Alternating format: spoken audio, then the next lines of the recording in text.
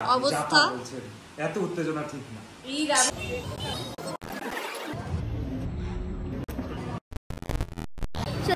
আজকের সন্ধ্যাটা একেবারেই একটুখানি অন্যরকম কাটাবো বলে বেরিয়ে পড়লাম, কারণ আজ অনেক দিন পর সবার সাথে আজকে একটুক্ষণের জন্য দেখা হতে চলেছে।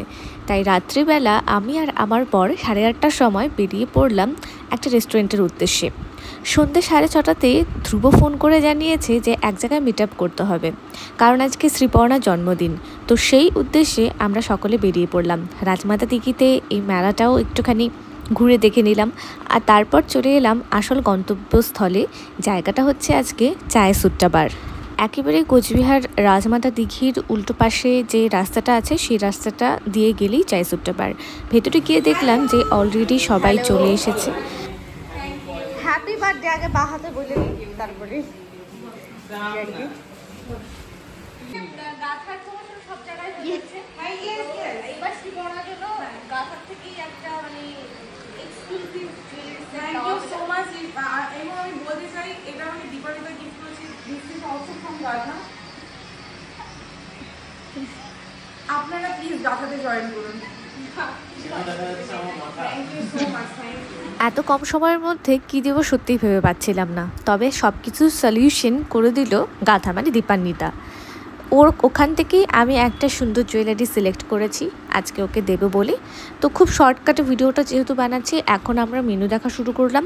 তো আজকে আমার এক জায়গায় দাঁড়িয়ে মনে হচ্ছিল যে না, কোনো পার্টিতে নয়, আজকে আমি ফুড ব্লগিং করতে এসেছি, কারণ নানান রকমের খাবার সবাই মিলে এক একজন এক একটা অর্ডার দিয়েছি এবং তারপর সেটা একটা একটা করে আমরা খাওয়া শুরু করেছি। তো সবার প্রথমে যেটা এসেছিলো সেটা হচ্ছে কফিটা মোটামুটি আমরা 3-4 জন খেয়েছি। সবাই এখানে কফি যেহেতু খায় না, প্রায় অনেক দিন পরে সবাই মিলে এইটুকু টাইম যে বসলাম, সেখানে নানান কথা, হাসি ঠাট্টা, মজা এসব মিলে সত্যিই আজকে সন্ধ্যাটা একদম দারুণ কেটেছে।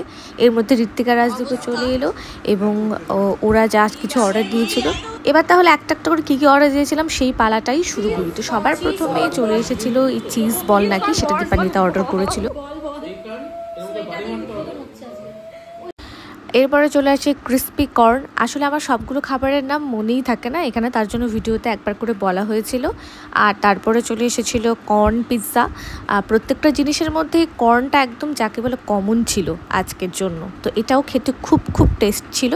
প্রত্যেকটা জিনিসের স্বাদ একদমই আলাদা, একদমই অন্যরকম। আর তারপরে এটা সামথিং কিছু চিজ গার্লিক ব্রেড হবে হয়তো এটা। তারপরে ভেজ কর্ন স্যান্ডউইচ এটাও আনা হয়েছিল। মানে যাকে বলে একদম নানান খাবারের সমাহার। বার্গারটাই বা বাদ যায় কেন, তো সেটাও কিন্তু অর্ডার দেওয়া হয়েছিল। শেষে চাউমিন 2 প্লেট অর্ডার করা হয়েছিল সবাই মিলে একসাথে খাওয়ার জন্য। আর নানান রকম কি আর বলবো, সব তো দেখাই যাচ্ছে।